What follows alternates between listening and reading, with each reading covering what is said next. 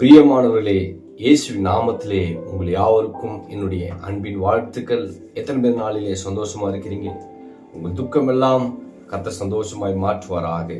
இன்றைக்கும் ஆண்டவர் நம்மோடு கூட பேசுகிறது என்னுடைய வார்த்தை. செப்பனியா 3ஆம் அதிகாரம் 15வது வசனத்தை நான் வாசிக்கிறேன். கர்த்தர் உன் ஆக்கினைகளை அகற்றி உன் சத்துருக்களை விலக்கினார். இஸ்ரவேலின் ராஜாவாகிய கர்த்தர் உன் நடுவிலே இருக்கிறார். இனி தீங்கை காணாதிருப்பாய். ஹல்லேலூயா. இன்றைக்கு இந்த தீர்க்கதரிசனமான ஒரு வார்த்தை நம்மோடு பேசுகிற அந்த வார்த்தை, கர்த்தர் உன் ஆக்கினைகளை அகற்றுகிறார், உன் பிரச்சனைகள் எல்லாம் அகற்றுகிறார், உன் சத்துருக்களை எல்லாம் விலகுகிறார். இன்றைக்கு ஹல்லேலூயா.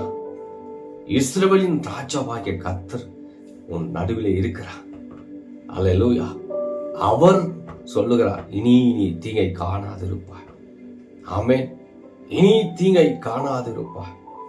யார் உங்களுக்கு தீங்கை செய்கிறார்களோ, உங்களுக்கு விரோதமாக எழும்புகிறார்களோ, ஆண்டவர் சொல்றாரு உங்களை பார்த்து, இனி நீ தீங்கை காணாதிருப்பாய். ஹல்லேலூயா. ஆமென். இனி தீங்கை காணாதிருப்பாய். இஸ்ரவேலுக்கு விரோதமான மந்திரமும் இல்லை, குறி சொல்வதும் இல்லை. உனக்கு விரோதமாக எழும்பு எந்த ஆயுதமும் வாய்க்காமலே போகும் என்று கர்த்தருடைய வார்த்தை சொல்கிறது.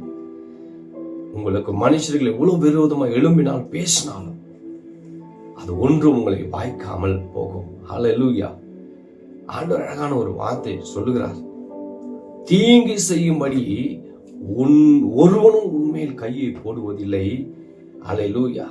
தீங்கு செய்யும்படி, உன் மேல அநியாயம் செய்யும்படி யாரும் ஒருவனும் எழும்ப முடியாது. ஆமென். கர்த்தர் இந்த நாளிலே இந்த வார்த்தை மூலம் நம்மோடு பேசுவார். ஹல்லேலூயா. ஒருவனும் உங்களை தீங்கு செய்ய முடியாது, ஒருவனும் மேல கையை போட முடியாது. ஹல்லேலூயா. இது கர்த்தருடைய தீர்க்கதரிசனமான ஒரு வார்த்தை, செப்பனியோடு பேசின அந்த வார்த்தை. அதனால்தான் இன்னைக்கு ஆண்டவர் உங்களை பார்த்து சொல்றாரு, இனி தீங்கை இனி காணாதிருப்பாய்.